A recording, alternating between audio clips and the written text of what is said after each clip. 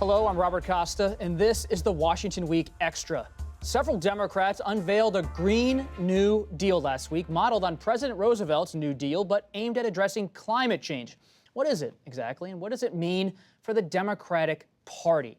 Joining me tonight to discuss it, Julie Hirschfeld Davis, congressional correspondent for the New York Times, Abby Phillip, White House correspondent for CNN, Garrett Haake, Washington correspondent for MSNBC, and John Bresnahan, Capitol Bureau Chief for Politico. New York Congresswoman Alexandria Ocasio-Cortez and Senator Ed Markey of Massachusetts rolled out the Green New Deal. It is a non-binding resolution, grand in scope, meant to dramatically cut greenhouse gas emissions in the U.S. over the next decade, while also creating jobs and increasing worker rights. Republicans have criticized the deal as socialism. Senate Majority Leader Mitch McConnell said he'll bring it to the Senate floor. I've noted with great interest the Green New Deal. And we're going to be voting on that in the Senate. We'll give everybody an opportunity to go on record. It has been embraced by some on the left, in particular those running for president in 2020, but not all Democrats are on board with the proposal. Where does this Green New Deal head from here? Abby, you see the Republicans are jumping on it. Even Mitch McConnell, the majority leader, seemed to smile when talking about it. He's almost giddy about it. I think he... Why? He thinks of it as a great opportunity to take the heat off of Republicans and put it on whatever ideas that the Democrats have that Republicans think they can convince the public are not good ideas. They've been talking a lot about how much the Green New Deal would cost in terms of jobs, how expensive it might be. You'll see on social media people highlighting things that will go away if the Green New Deal comes into effect. And some of these are exaggerations, but I think for Republicans, this is a great foil for them after 2 years of actually having a president who's pretty controversial. And they have something else to talk about, and they're more than happy to put it on the floor and put some moderate Democrats in a tough spot. But the thing about this is that's kind of a shame is the resolution is a statement of values as much as it is a political document, right? There's a ton of stuff in here that'd be almost politically impossible even if you broke it into component parts. But there are component parts of this that could get bipartisan support. If we ever have another infrastructure week that deals with infrastructure, there's green infrastructure changes in here. There's could be how we build buildings, expanding high-speed rail. I mean, there is stuff in here that could eventually become law. But by packaging it all together in this way to make a political statement, it makes some of the component parts that would otherwise be popular look untouchable broadly as this big political statement. But a lot of 2020 presidential contenders on the Democratic side are embracing it. Why, if it's so unfeasible in some ways? Well, I think in part because of what Garrett said, it is a statement of values. It's a statement of principles. And if you're a Democrat who wants to be, successful running in 2020, you have to be appealing to the progressive left. And the progressive left really likes this idea that, you would essentially have like a whole overhaul of the way that we look at the economy and look at climate change and look at jobs and all of these issues and even healthcare, and that it would all sort of be encapsulated in this approach. It also, though, gives Republicans a much easier target in some ways, because when you package it all together, it's much easier to sort of caricature it and paint it as some extreme agenda that will never happen. Whereas, Garrett's right that there are some elements of this that if there were an infrastructure bill, and I expect Democrats at some point will have an infrastructure proposal, that this would certainly be in it, and it might even be in part of the White House's proposal. There's certainly proposals that have been around for a long time and that have broad support on both sides of the political aisle. John, help me understand this. There's the Green New Deal, Ocasio-Cortez, Senator Markey, and then you have a climate committee inside of the House. Select committee. Select Right. committee on the climate. So how is Speaker Pelosi handling all this energy on the progressive side, but also trying to manage the climate debate in her own way? Well, I think Pelosi doesn't want to go and repeat what happened to her the last time when she did when she was speaker.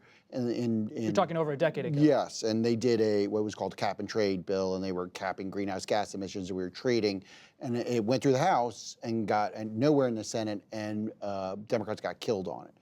And I think, you saw what happened on the Green New Deal. The rollout got botched, which is unfortunate. But their argument is this. What do you mean it got botched? Well, they had this frequently asked questions document, which was a disaster. And, in terms of? Well, it was talking about, it talked about guaranteed income for all Americans, which has nothing to do with the underlying issue of controlling greenhouse gas emissions. Okay, a legitimate issue to talk about, but not in this, context. And Republicans seized on this. As Abby said, they seized on the parts that they didn't like and say, look, this is just a big government takeover. And now Pelosi knows, she's been through this. She knows what Republicans do. And Pelosi's argument is, look, it's radical, to do nothing. That's the radical position. And that, but you have to, Pelosi is thorough and says you have to build step by step. You have to build coalitions and do that. And some of these folks, AOC and some of these other folks, they're movement politicians, they're activists who've been elected to Congress, and they say, we got to act now. That's not how Congress works. I know it's not pretty, but Congress is slow and it creaks along and it does things, halfway. It never does, never goes as far as the activists want to go. And that's Pelosi knows that. Abby, when you're at the White House, do the administration officials you talk to, do they feel any pressure to have an answer on the climate issue or not? Not.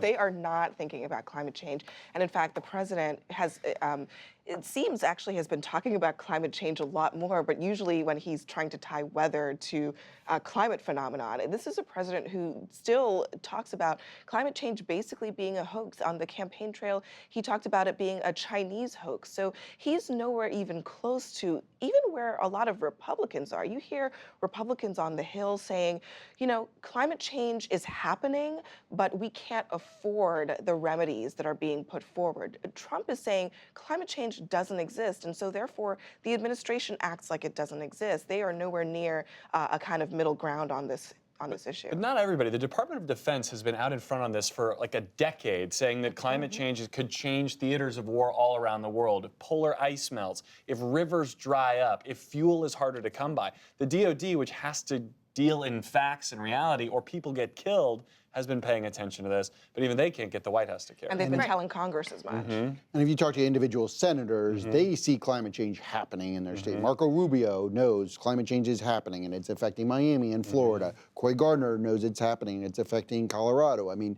they know it's happening. They know something has to be done.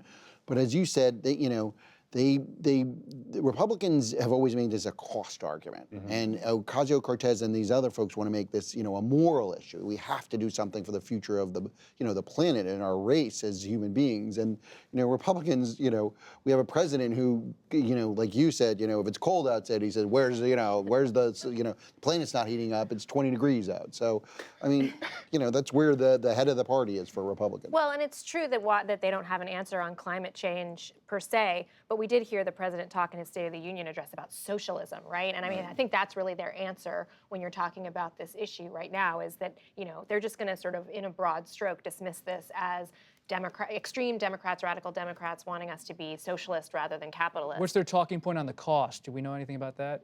With Republicans, how they see the cost of the Green New Deal, or are they going to try to frame it as super expensive? I think they are going to try to frame it as unaffordable. But I think more than that, rather than get into the specifics of affordability, they're going to make this argument that this is sort of a government takeover that is sort of anti-democratic, and it's not something that we can do. And there's going to be less sort of digging into the details of the component parts than there is going to be sort of a broad brush dismissal. And Democrats don't seem to mind, though, on this issue or on Medicare for all.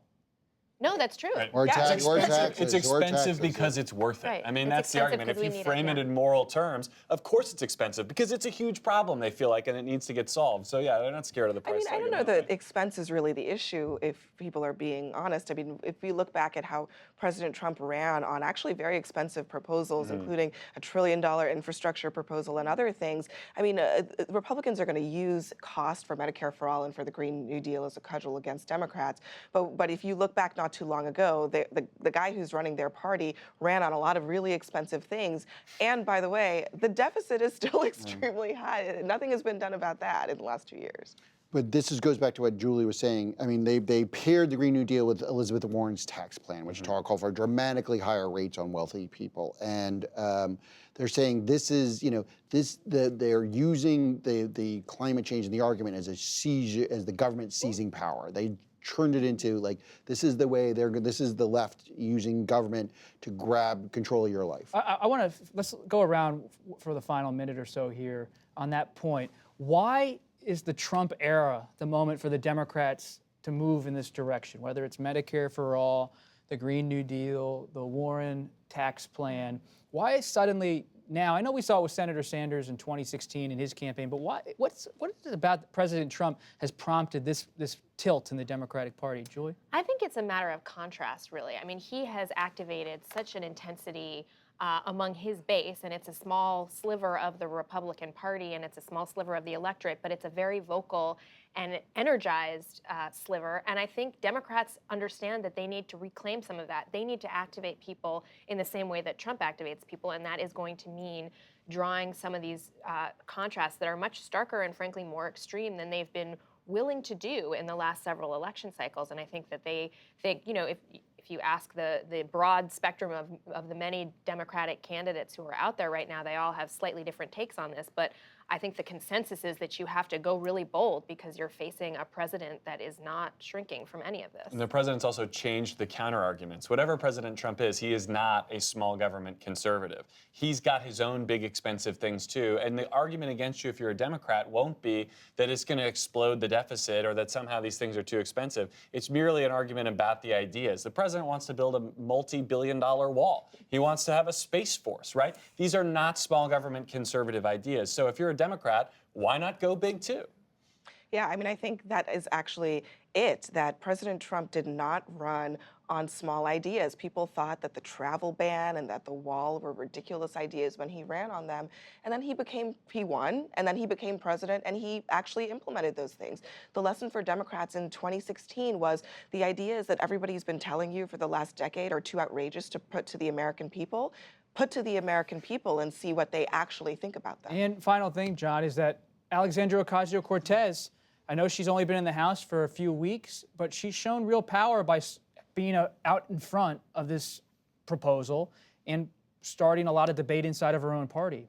Oh, yeah, she has definitely moved the needle on this. And, you know, I've never covered a freshman like this or anybody who's had an impact like this.